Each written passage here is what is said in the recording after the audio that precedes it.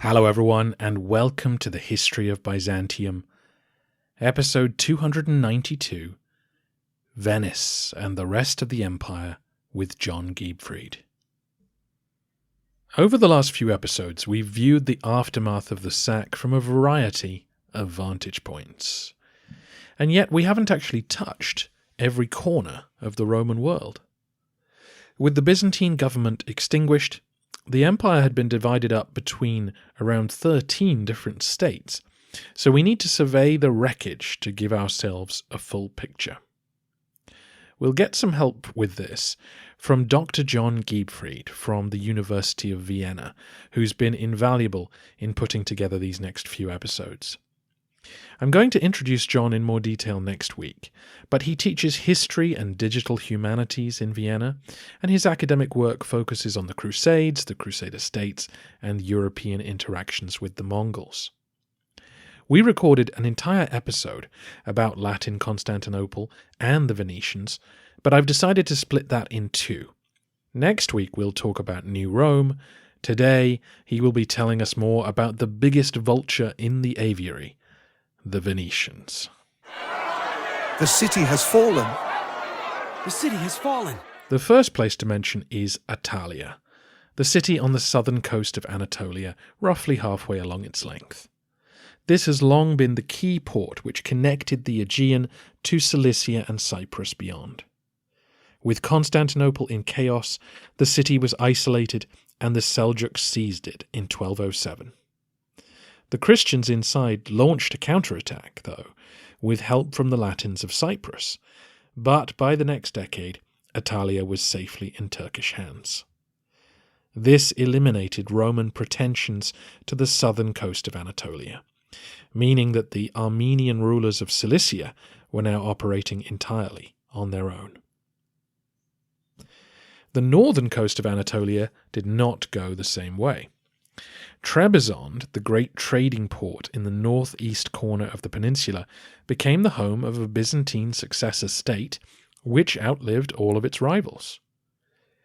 Trebizond, as you may recall, is shielded from the plateau by the Pontic Alps, giving it as good a chance as Nicaea to survive Turkic attacks. The city had repeatedly shrugged off Constantinople's control during the Komnenian era and would now go it alone. The men who seized control of the region were the grandsons of none other than filthy old Andronicus Komnenos. The Emperor Manuel's disreputable cousin had several children, as you may recall. His eldest legitimate boy was named Manuel. Manuel had two sons, Alexius and David, who fled to Georgia at some point during the reigns of the Angeloi. They would have been relatively young when Andronicus and their father were killed, so they may have stayed at Constantinople for a while before fleeing when the political winds turned even further against them. They seem to have had a family connection to the ruler of Georgia, Queen Tamar. It was she who sponsored the young men, both in their early 20s, to march on Trebizond. They seized the city around the same time that Constantinople fell to the Fourth Crusade.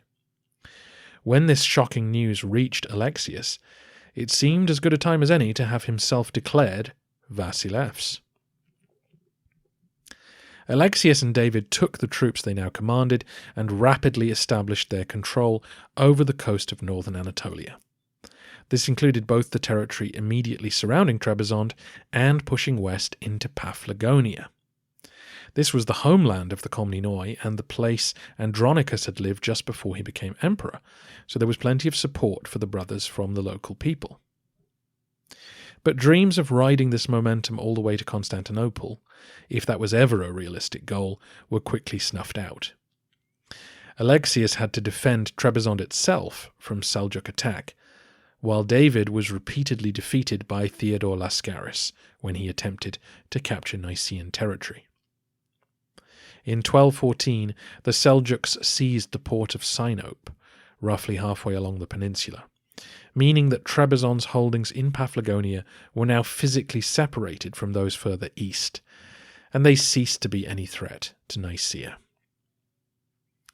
Alexius himself was captured during the conflict and forced to pay a tribute to Iconium. From that time onwards, Trebizond and Constantinople largely went their separate ways politically. Trebizond would become a Roman state in a largely Caucasian and Turkish world. Its relatively small population would survive and thrive through judicious diplomacy and its advantageous position as a trading centre.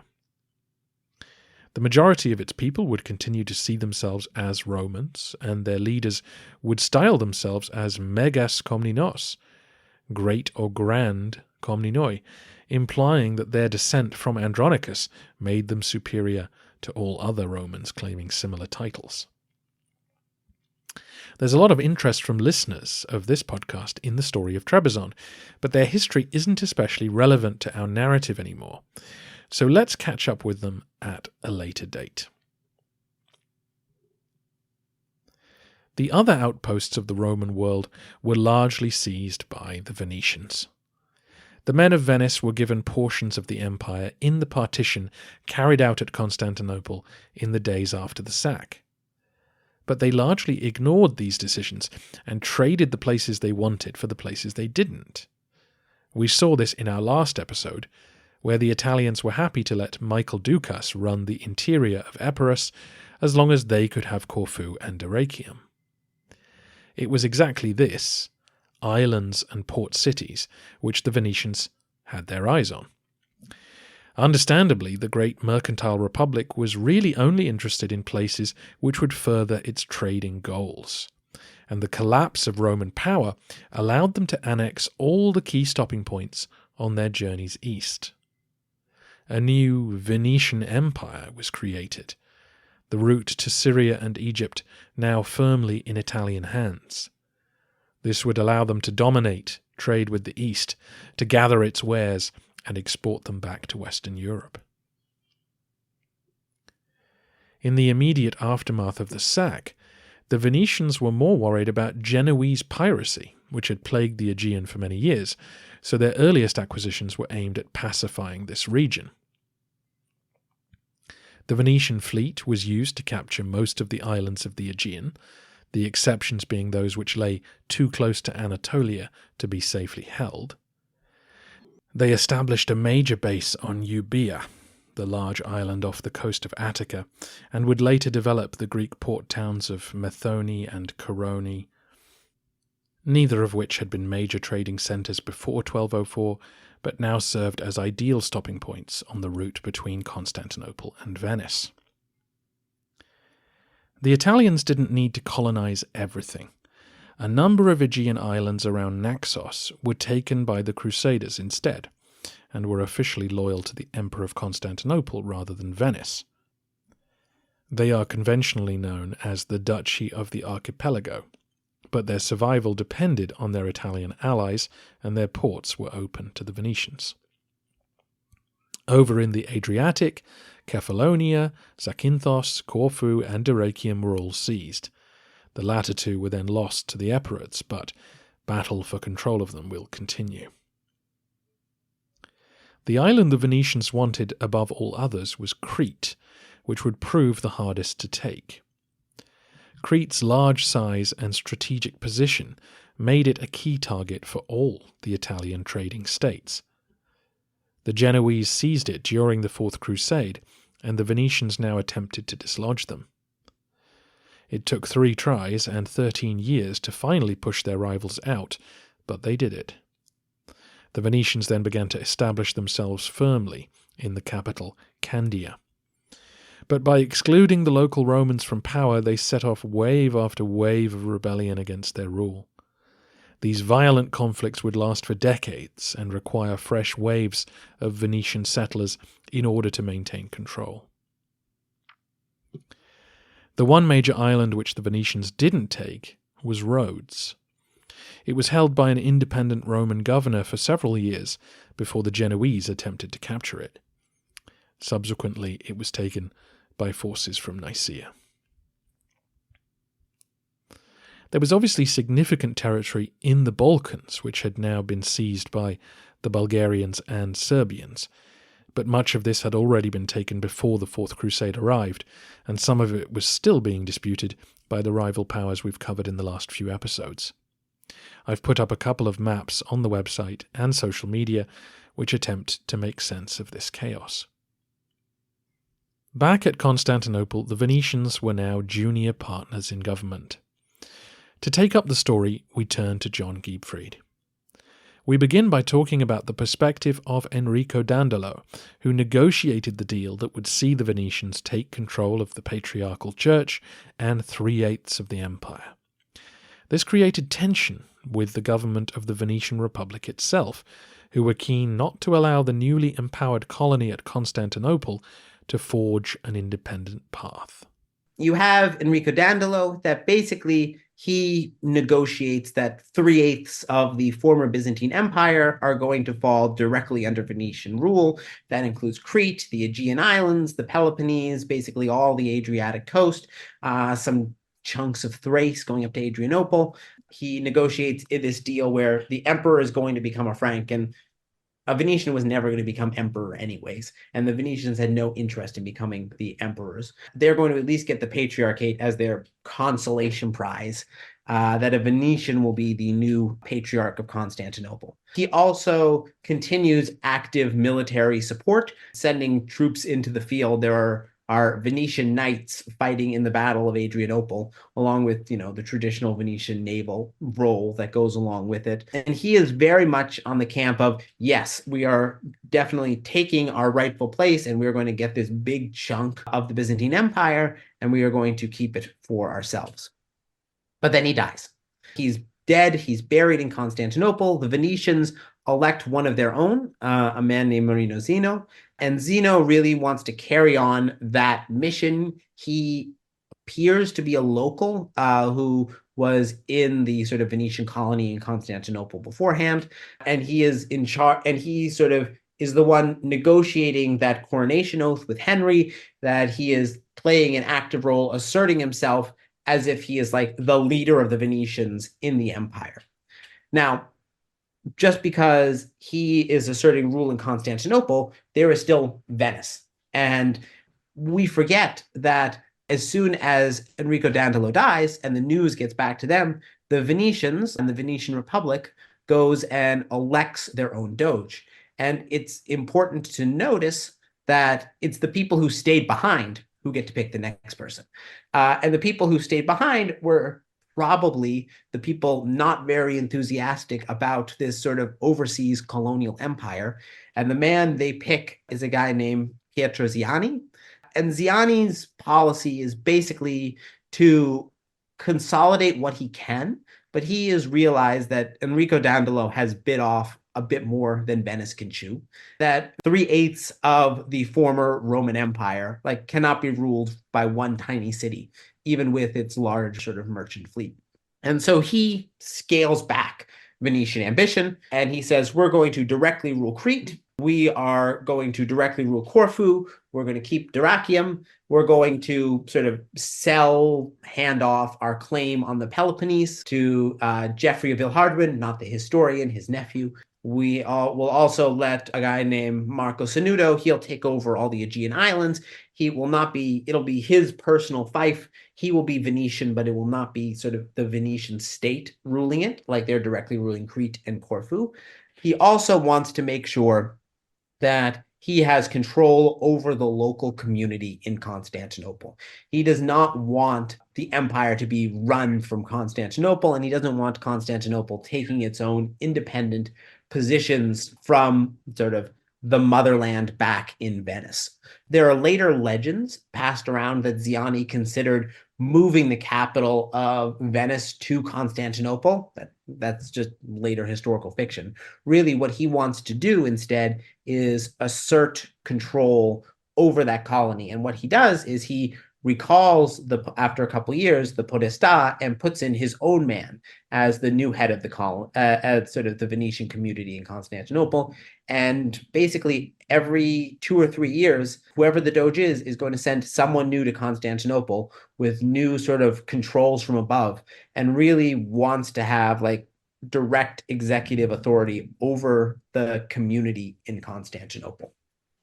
And so this podesta has a kind of independent authority, but is always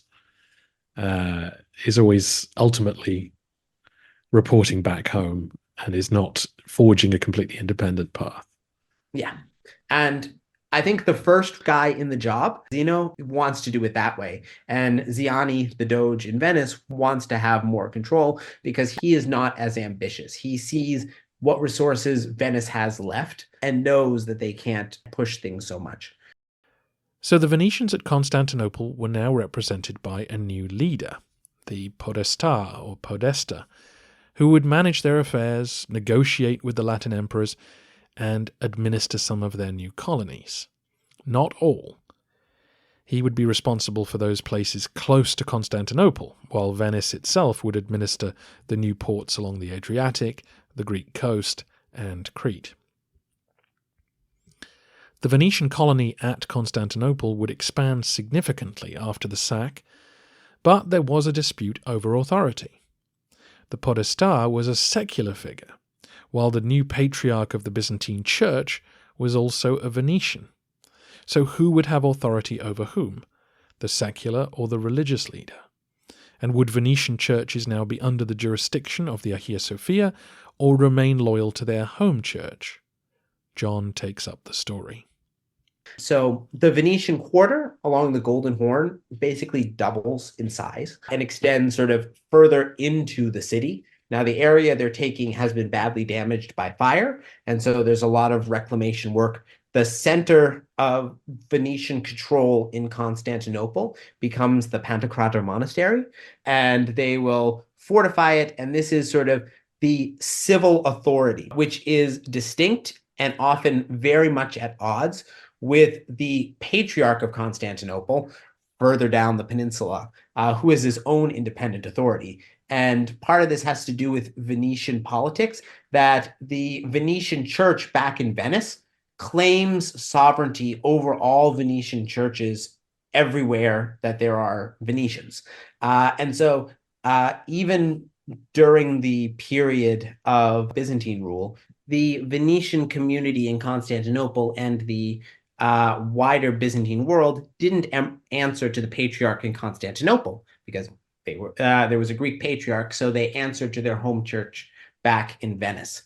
And once there was a new Latin patriarch, the Latin patriarch said, "Hey, now that we're Latins, you answer to me." And they say, "No, our church says the rules are we answer to the authorities back in Venice," and that the Patriarch of Grado, which is the fancy, complicated title that the head of the Catholic Church in Venice had during this period. The Patriarch of Grado is the superior of all the Venetian churches within the Byzantine Empire.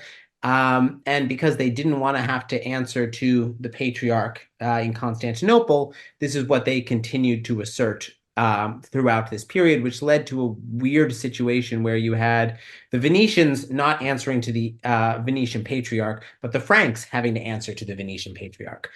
It also doesn't help that the person who was picked to be Venetian Patriarch is probably the single worst figure on the Latin side for the entire 1204 to 1206 period.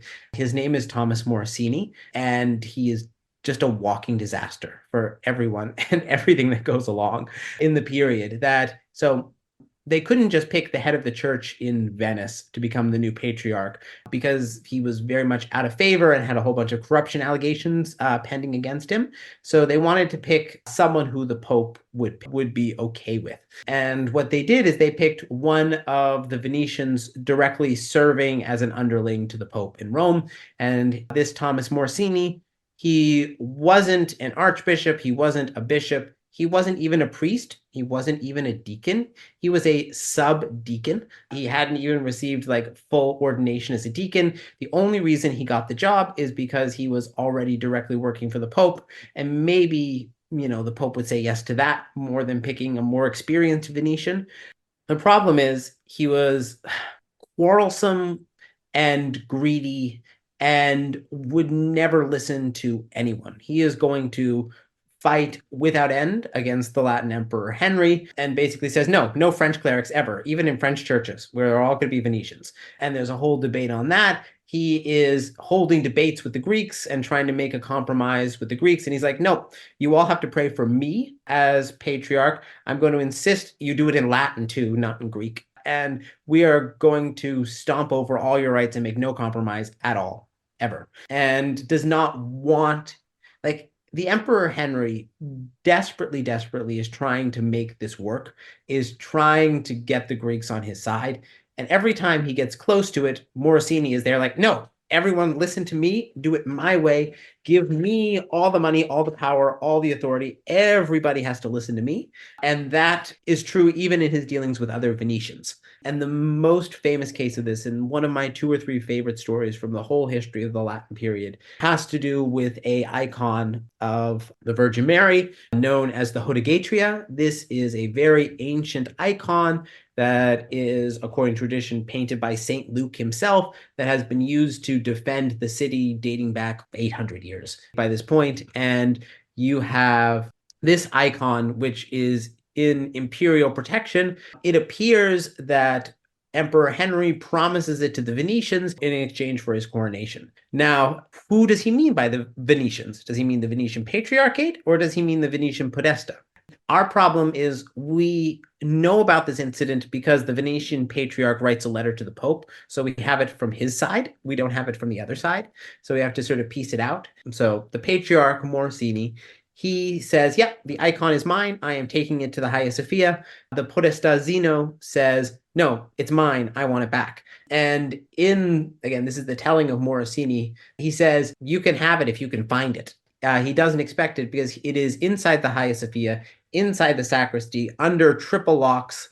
The gates of the cathedral are locked and barred, and he has like guards both inside and outside. But Zeno is like, no, I'm getting it. It's mine. And so when he can't break through the doors, he literally sends Venetians down the chimneys of the Hagia Sophia to sneak into the building to open up one of the doors so that the Podesta's sort of armed group can break in. Morosini is there at the time, basically saying, you're all excommunicated. We're putting you under interdict. He literally goes through sort of the medieval process of excommunication where he is like burning candles and lighting them out and yelling while they are breaking into this, but they don't know where in the church it is. And it's only when one of the Greeks who is there and who hates Morosini, like everyone hates Morosini, tells them where it's hiding that they get it out. They take it back to the Pantocrator Monastery, which is where the Podesta is set up, and it remains in the Pantocrator nicely under Venetian guard until the Greeks return in 1261. Morosini writes all these letters to the Pope, but by this point, the Pope is really tired of Morosini and says, all right, your excommunications can stand, but I'm not doing anything about it. Like, there's not much I can do over this dispute. As far as we know, well, we know it remains there, so he loses out. But it gives you a sense that the Venetians were not united, that you have a patriarchal government that expects to be as rich as the Patriarch of Constantinople has always been, but not having the resources in order to do it. And you have a whole bunch of civil officials not wanting the patriarch to be their boss and to be in the way. You have this general sort of inter-Venetian struggle that is worst under Morosini, who's going to be around for the first decade of Latin rule, but continues. Eventually, it kind of dies down when the Venetian clerics stop appointing Venetian patriarchs, but the Pope starts appointing people, but the Pope always appoints Venetians anyways, but Venetians who are less likely to cause trouble. But there is this very much fractured, divided Venetian community, which is in itself cut off from the main Venetian community, which is already pushing them aside. So you really have fractured foundations. all around. The Patriarchate was meant to be a prize because it was a rich institution, but much of its wealth had now ebbed away. Many of the lands it owned were now occupied by other people. We saw Theodore Lascaris, for example, reassigning these lands to aristocrats he wanted to favour. Even the workshops and rental properties which the Hagia Sophia owned in the capital had lost some of their value with the destruction of so much of the city. Many Latins, like the Patriarch Thomas Morosini, came to Byzantium expecting to get rich, and were disappointed. Not only did he fail to work well with the secular authorities, but he utterly failed as a spiritual leader. The Latins were not pleased to have Venetian clergy forced upon them. The local Venetians, as we just heard, weren't interested in changing loyalty to this new figure, and of course the Byzantines were so frustrated by Morosini that most acknowledged the Patriarch established at Nicaea as their true archbishop. The failure of the Patriarchate to provide any spiritual unity or leadership is not one of the main reasons that the Latin Empire failed, but it didn't help.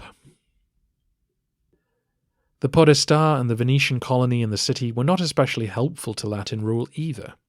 They were vital for its defence, but by maintaining their separateness, they could not lend the Latin emperors the kind of support which they needed. Had they been his subjects, then he might have been able to utilize their manpower to hang on to more of Thrace and Anatolia. But by withdrawing from such matters after Dandolo's death, the Venetians essentially stood by and watched the Latin position crumble in the face of the Epirot Bulgarian and Nicaean advance. It's also worth saying that although the new Venetian Empire would prove very profitable in the long run, in the short term it was not. The reason the Venetians invested so heavily in Constantinople was that the Byzantine elite were their best customers. Every Easter, when the emperor handed out the wheelbarrows full of cash to his senators, they would go down to the market and stock up on goods. The Venetians brought wares from east and west to the Bosphorus, where rich members of the Komnenian court would snap them up. Now there was no wealthy court to sell to. The Latin emperors were always short of money and were not as interested in ostentatious display. Profits plummeted, and it took decades before the Venetians of New Rome returned to the level of prosperity they had enjoyed under Manuel Komnenos. So, the Roman world has been divvied up and the main players established. We're nearly ready to end our vantage point gimmick and move forward with the narrative. But there is one place left that we haven't really talked about in detail: Constantinople itself. Next time, we'll take a look around what's left of New Rome with Dr. Giebfried as our guide.